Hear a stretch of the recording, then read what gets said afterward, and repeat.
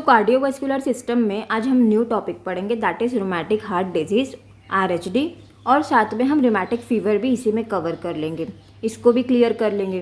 तो rheumatic heart disease का introduction मैं आपको इन जनरल बता देती हूँ कि एग्जैक्टली क्या होता है, फिर इसका इंट्रोडक्शन देखते हैं। तो रूमेटिक हार्ट डिजीज़ किसी पर्सन में डायरेक्टली डेवलप नहीं हो जाती है कि रूमेटिक हार्ट डिजीज़ हो गई। रूमेटिक हार्ट डिजीज़ होने से पहले भी पेशेंट कहीं बहुत सारे डिजीज़ से सफ़र करता है, बहुत सारे स्टेजेस के बाद, बहुत सारे स्टेप के बाद रूमेटिक हार्ट डिजीज़ डेवलप होती है। लाइक कोई पर्सन है, उनको रूमेटिक हार्ट डिजीज़ हो गई है, तो डायरेक्ट उनको रूमेटिक हार्ट डिजीज़ नहीं हो गई है। RHD से पहले, रूमेटिक हार्ट डिजीज़ से पहले उनको रूमेटिक फीवर की कंडीशन होगी। रूमेटिक फीवर के भी प्रायर उनको स्ट्रेप थ्रोट की इन्फेक्शन होगी। तो ऐसे इन rheumatic heart disease step by step stages में डेवलप होती है। तो सबसे पहले पर्सन में स्ट्रेप थ्रोट की कंडीशन होगी, स्ट्रेप थ्रोट के बाद रूमेटिक फीवर में वो कन्वर्ट होएगा, रूमेटिक फीवर के बाद वो रूमेटिक हार्ट डिजीज़ होगी। तो अब इसका इंट्रोडक्शन देखते हैं किसका, रूमेटिक हार्ट डिजीज़ का, RHD का।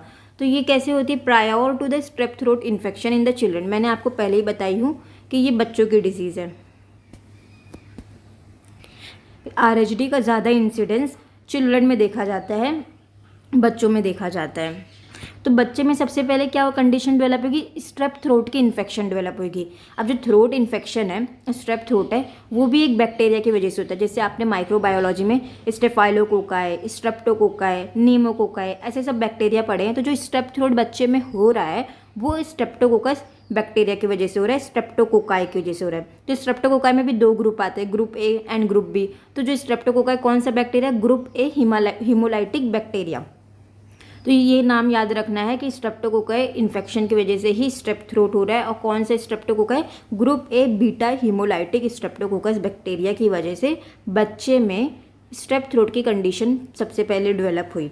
अब ऑब्वियसली अगर बॉडी में हमारे बैक्टीरिया आया है तो वो हमारी बॉडी का क्या है, एंटीजन है। एंटीजन मतलब कोई भी बॉडी में फॉरेन चीज़ आ रही है, जैसे बैक्टीरिया हो गया, वायरस हो गया, या कोई भी फॉरेन पार्टिकल हो गया, वो हमारी body as a antigen accept करती है, वो हमारे बॉडी के लिए एंटीजन है। तो ऑब्वियसली स्ट्रेप्टोकोकाई इन्फेक्शन बैक्टीरिया हमारे बॉडी में आया तो वो हमारे बॉडी के लिए एंटीजन है। तो हमारी बॉडी उसके अगेंस्ट इम्यूनिटी को एक्टिव करके एंटीबॉडी बनाएगी। हमारी बॉडी की जो इम्यूनिटी है वो एक्टिव हो जाएगी। अगर फॉरेन बॉडी आई है तो वो एक्टिव होकर एंटीबॉडी बनाएगी। तो बाहर से क्या आया, स्ट्रेप्टोकोकाई बैक्टीरिया, तो वो एंटीजन और हमारे बॉडी का एंटीबॉडी मिलकर एंटीजन एंटीबॉडी कॉम्प्लेक्स बनाएंगे और इम्यूनिटी में रिएक्शन होएगा। फिर जो इम्यूनिटी बनाई वो उसके अगेंस्ट फाइट करेगी, एंटीजन एंटीबॉडी कॉम्प्लेक्स बनेगा, उसके बाद हमारी इम्यूनिटी उसके अगेंस्ट फाइट करेगी। और इन दी एंड क्या होता है, 97% केसेस में वो इन्फेक्शन रिजॉल्व हो जाता है, ठीक हो जाता है, बैक्टीरिया भाग जाता है बाहर, किल हो जाता है बैक्टीरिया, और स्ट्रेप थ्रोट की इन्फेक्शन ख़त्म हो जाती है। लेकिन 2 to 3% केसेस में ये बैक्टीरिया रिजॉल्व नहीं होता है, किल नहीं होता है, बॉडी के अंदर हिडन रहता है, बैक्टीरिया कम्प्लीटली किल नहीं होता है। जो स्ट्रेप्टोकोकस इन्फेक्शन है वो हमारे बॉडी में ख़त्म नहीं होता है। 2 to 3% केसेस में वो मतलब वो कंडीशन किस में कन्वर्ट हो जाती है, स्ट्रेप थ्रोट की कंडीशन रूमेटिक फीवर में कन्वर्ट हो जाती है। 97% में तो पेशेंट ठीक हो जाता है। किसी पर्सन को अगर स्ट्रेप थ्रोट की इन्फेक्शन हुई, उसकी बॉडी की इम्यूनिटी डेवलप हुई, उसमें एंटीबॉडीज़ बने, बैक्टीरिया एंटीजन है तो एंटीबॉडी एंड एंटीजन का कॉम्प्लेक्स बना, और उसके बाद वो स्ट्रेप थ्रोट की कंडीशन ठीक हो गई है, रिजॉल्व हो गई है, अब पेशेंट को कोई प्रॉब्लम नहीं है। ऐसा 97% केसेस में होता है। लेकिन कुछ रेयर केसेस में, 2 to 3% केसेस में स्ट्रेप थ्रोट की कंडीशन रिजॉल्व नहीं होती है और वो और सीवियर कंडीशन में कन्वर्ट हो जाती है, डेवलप हो जाती है, रूमेटिक फीवर में वो कन्वर्ट हो जाता है। अब वो क्यों कन्वर्ट होता है उसे हम समझते हैं। ये स्ट्रेप्टोकोकाई बैक्टीरिया है। अब इसकी सेल वॉल में एक एम प्रोटीन नाम का एंटीजन प्रेजेंट होता है, जो बहुत ज़्यादा एंटीजेनिक होता है, मतलब बहुत ज़्यादा हमारे बॉडी के लिए एक्सेप्ट नहीं होगा, वो चीज़ बहुत ज़्यादा एंटीजेनिक है, हमारी बॉडी उसे एक्सेप्ट नहीं करेगी, वो हमारी बॉडी के लिए एज ए एंटीजन है। तो ये हमने देख लिया कि स्ट्रेप्टोकोकस का जो स्ट्रक्चर है वो क्या होता है। स्ट्रेप्टोकोकाई ये बैक्टीरिया के सेल वॉल में एक एम प्रोटीन नाम का प्रोटीन होता है, जो बहुत ज़्यादा एंटीजेनिक होता है, जो हमारी बॉडी के लिए एंटीजन जैसा वर्क करता है, हमारी बॉडी उसे एक्सेप्ट नहीं करेगी। तो जो ये एम प्रोटीन है, ऐसे ही सेम प्रोटीन हमारे बॉडी के दूसरे टिश्यूज़ में भी पाए जाते हैं। अब जैसे किसी पर्सन को, ये कोई पर्सन है, इसे स्ट्रेप थ्रोट का इन्फेक्शन हो गया। अब इसके बॉडी में कौन सा बैक्टीरिया है, स्ट्रेप्टोकोकस बैक्टीरिया है, वो भी कौन सा, group A beta haemolytic bacteria enter किया है। तो अब ये जो बैक्टीरिया है इसका जो एम प्रोटीन है हमारी बॉडी की इम्यूनिटी डेवलप होगी, एक्टिव होगी, वो एंटीबॉडी बनाएगी। तो जो हमारे इम्यूनिटी सेल्स होते हैं वो एम प्रोटीन को, मेमोरी जो सेल्स होते हैं वो एम प्रोटीन को याद कर लेंगे कि ये एम प्रोटीन एंटीजेनिक है, फॉरेन बॉडी है, एंटीजन है, तो हमें इसे किल करना है। अब इन फ्यूचर जब भी ये एम प्रोटीन हमारे बॉडी में आएगा, एंटर करेगा, क्यों, क्योंकि मेमोरी सेल्स का यही काम होता है कि वो मेमोराइज कर लेते हैं कि ये वाला पार्ट एंटीजन है। इन फ्यूचर आगे 5 साल में, 10 साल में कभी भी ऐसे ही सेम प्रोटीन, मतलब ऐसे ही सेम एंटीजन इसी बॉडी में एंटर करेगा, तो हम इसके अगेंस्ट ऐसे ही इम्यूनिटी बनाकर फाइट करेंगे। तो ये जो एम प्रोटीन होता है उसके लिए मेमोरी टी सेल्स मेमोराइज कर लेती है कि ये एम प्रोटीन को किल करेंगे इन फ्यूचर कभी भी ये एम प्रोटीन हमारे बॉडी में आया।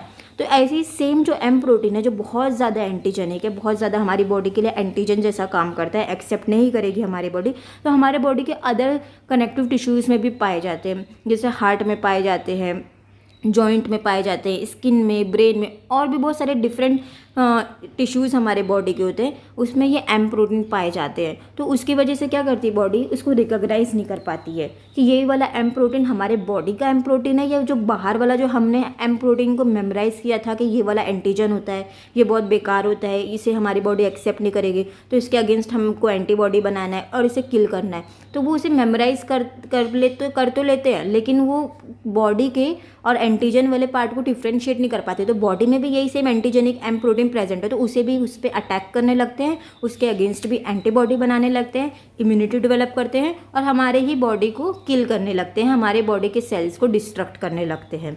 ये होता है और उसकी वजह से जो स्ट्रेप थ्रोट की इन्फेक्शन है रिमेटिक फीवर में कन्वर्ट हो जाती है। और इनमें और ज़्यादा सीवियर केसेस में rheumatic fever rheumatic heart disease में डेवलप हो जाता है। ऐसे stage by stage rheumatic heart disease होती है। तो अब इसके इंट्रोडक्शन वाले पार्ट को पढ़ते हैं। जो रिमेटिक स्ट्रेप थ्रोट इन्फेक्शन है, अब तक हमने ये पढ़ा कि रिमेटिक फीवर में कन्वर्ट हो गया। अब जो एम प्रोटीन है जो कहाँ प्रेजेंट होता है, सेल वॉल में प्रेजेंट होता है। किसके सेल वॉल में प्रेजेंट होता है, स्ट्रेप्टोकोकस बैक्टीरिया के सेल वॉल में प्रेजेंट होता है। वैसा ही सेम एम प्रोटीन कहाँ प्रेजेंट होगा, हमारे बॉडी के अदर सेलुलर स्ट्रक्चर्स में प्रेजेंट होता है।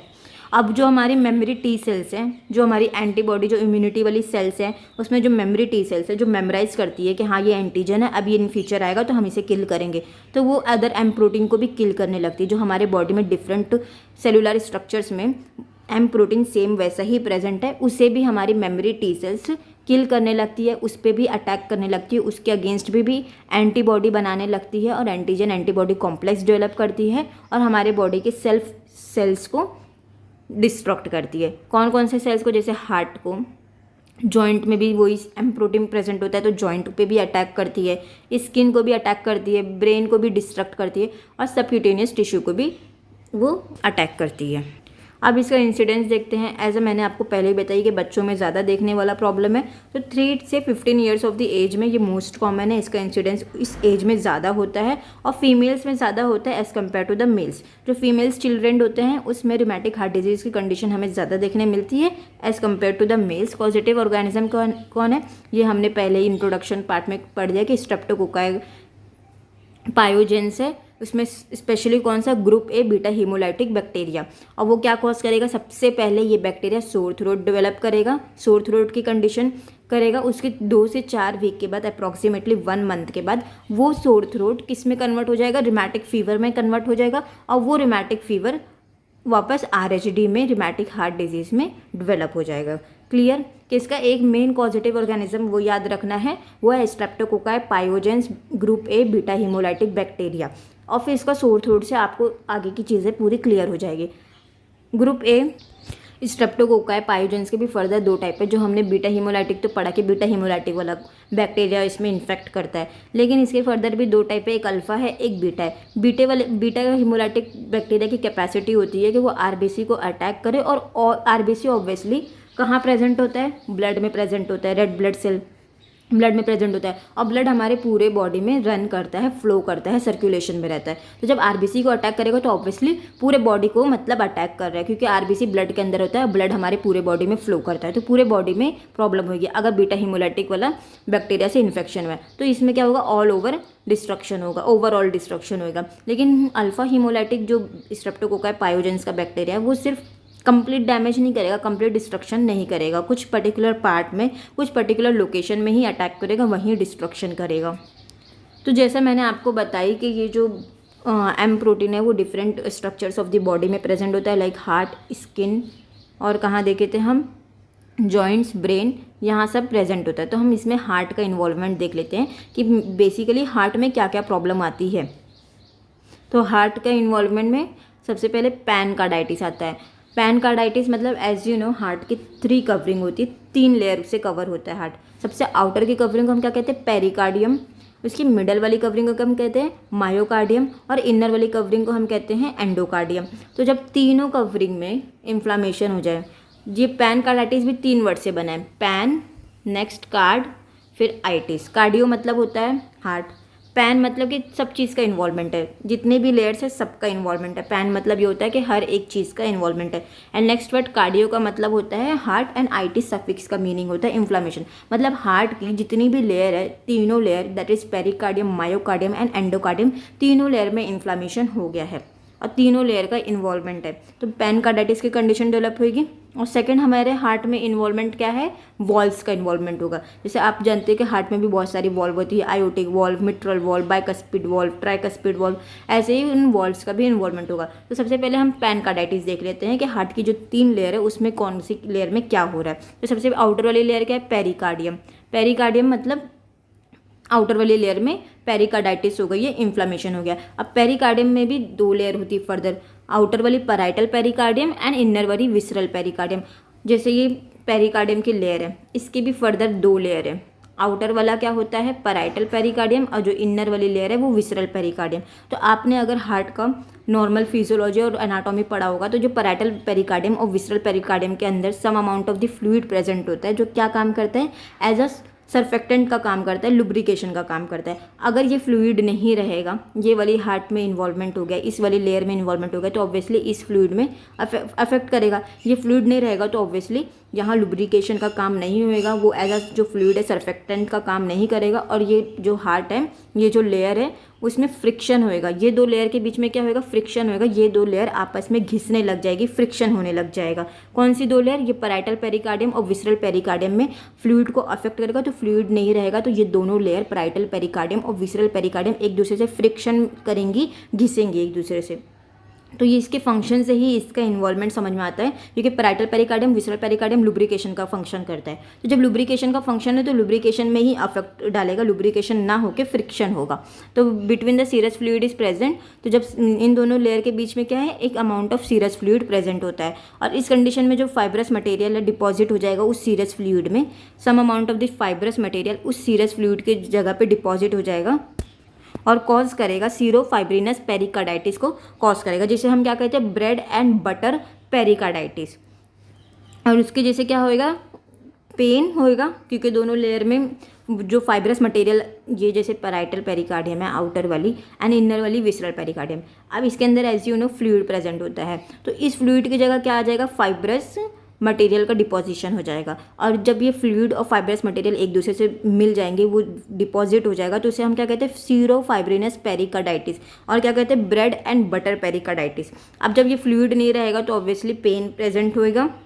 अब प्रीकॉर्डियल फ्रिक्शन रब, जब हम पेशेंट को ऑस्कल्टेट करेंगे स्टेथोस्कोप से तो हमें एक रबिंग साउंड सुनाई देगा, ऑस्कल्टेट होगा, एक ग्रेटिंग साउंड, एक मतलब घिसने वाली साउंड सुनाई देगी, जिसे हम क्या कहते हैं, प्रीकॉर्डियल फ्रिक्शन रब। फ्रिक्शन मतलब एक दूसरे से वो घिस रही है। कौन सी लेयर घिस रही है, parietal pericardium and visceral pericardium एक दूसरे में फ्रिक्शन हो रहा है, घिस रही है, और उसकी वजह से हमें प्रीकॉर्डियल फ्रिक्शन रब स्टेथोस्कोप के थ्रू ऑस्कल्टेट हो रहा है। रब मतलब कोई एक टाइप का ग्रेटिंग साउंड, घिसने वाली साउंड। तो ये हमने पेरिकार्डियम का इन्वॉल्वमेंट देख लिया, outer layer of the heart का इन्वॉल्वमेंट देख लिया। अब हम देखते हैं myocardium, that is middle layer of the heart. Myocardium किससे मिलकर बनती है, muscle layer of the heart. मतलब मायोकार्डियम मेनली मसल से बनती है, जो हार्ट की मसल्स है वो मायोकार्डियम वाली लेयर से बनती है, तो ऑब्वियसली इसमें मसल का इन्वॉल्वमेंट होगा। पर्सन में सबसे ज़्यादा डेथ मायोकार्डियम की इन्वॉल्वमेंट से ही होती है। अगर किसी पर्सन में मायोकार्डियम इन्वॉल्व है, मायोकार्डाइटिस की कंडीशन हो गई है, तो वो सबसे ज़्यादा डेथ का कॉज होता है। फिर मसल लेयर क्या होता है, जो मायोकार्डियम है वो मसल लेयर से बनी है। अगर मसल लेयर का ही इन्वॉल्वमेंट है, मसल लेयर ही अफेक्ट है, मसल लेयर अपनी फंक्शन सही से नहीं कर पा रही है, तो ऑब्वियसली मसल का काम क्या होता है, कॉन्ट्रैक्शन करना और रिलैक्सेशन करना। जब muscle layer of the heart contract होती है तो ब्लड एक चैम्बर से दूसरे चैम्बर में फ्लो होता है, पंप होता है। लेकिन अगर हार्ट की मसल लेयर ही इन्वॉल्व है तो ऑब्वियसली मसल अफेक्ट रहेगा, मसल अपना फंक्शन सही से नहीं करेगा, मसल अपना कॉन्ट्रैक्शन वाला काम नहीं करेगा, मसल वाली लेयर हार्ट की कॉन्ट्रैक्ट नहीं हो पाएगी। जब कॉन्ट्रैक्ट नहीं हो पाएगी तो फ्लो ऑफ द ब्लड भी इम्पेयर हो जाएगा, तो उसकी वजह से क्या हो जाएगा, हार्ट फेलियर हो जाएगा। इसीलिए सबसे ज़्यादा most common cause of the death है। और muscle layer of the heart के इन्वॉल्वमेंट से हमें क्या देखने मिलता है, एंटिस्काउ सेल्स। अब एंटिस्काउ सेल्स क्या है, जो मोनोसाइट है हमारे बॉडी में, जो मोनोसाइट सेल्स है जिसे हम मैक्रोफेजेस कहते हैं, उसका एनलार्जमेंट जो ग्रैन्युलोमा क्या होता है, क्लस्टर्स ऑफ द सेल्स। आपने ग्रैन्युलोमा पढ़ा होगा इन्फ्लामेशन चैप्टर में, granuloma nothing but clusters of the cell. तो जो ग्रैन्युलोमा के अंदर जो एनलार्ज्ड मोनोसाइट है, मोनोसाइट का दूसरा नाम क्या है, मैक्रोफेजेस है। तो ग्रैन्युलोमा के अंदर, जैसे ये ग्रैन्युलोमा है, उसके अंदर जो मोनोसाइट या फिर हम क्या कह सकते हैं, मैक्रोफेजेस, मोनोसाइट मैक्रोफेजेस एक ही है। तो ये ग्रैन्युलोमा के अंदर एनलार्ज मैक्रोफेजेस मोनोसाइट्स को हम क्या कहते हैं, एंटिस्काउ सेल्स। तो इसका फॉर्मेशन देखने मिलता है, जैसे ये ग्रैन्युलोमा बन गया, मतलब ये बड़ा सा ग्रैन्युलोमा है, क्लस्टर्स ऑफ द सेल्स है, एग्रीगेशन ऑफ द सेल्स से मायोकार्डियम लेयर में ग्रैन्युलोमा बन गया। ग्रैन्युलोमा के अंदर क्या है, एंटिस्काउ सेल्स का फॉर्मेशन हो गया। अब एंटिस्काउ सेल्स क्या है, मैक्रोफेजेस जो एक्टिवेट हो गए हैं उनमें साइटोप्लाज्म अबैंडेंट है। तो अब एंटिस्काउ सेल्स का मॉर्फोलॉजी देखते हैं। जब हम एंटिस्काउ सेल्स को लॉन्जिट्यूडिनली हम उसे कट करेंगे, क्रॉस सेक्शन में देखेंगे, लॉन्जिट्यूडिनल सेक्शन में देखेंगे, तो हमें उसका कैसा अपीयरेंस देखने मिलेगा, कैटरपिलर लाइक न्यूक्लियस हमें देखने मिलेगा।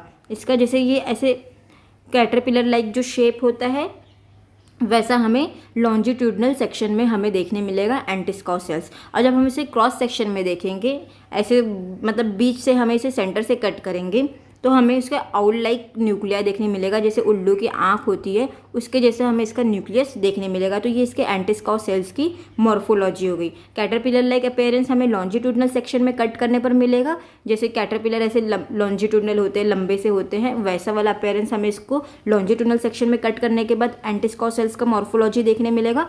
और इसकी सेकेंड मॉर्फोलॉजी में हम जब इसको क्रॉस सेक्शन में कट करेंगे तो हमें उसका आउल लाइक न्यूक्लिया देखने मिलेगा।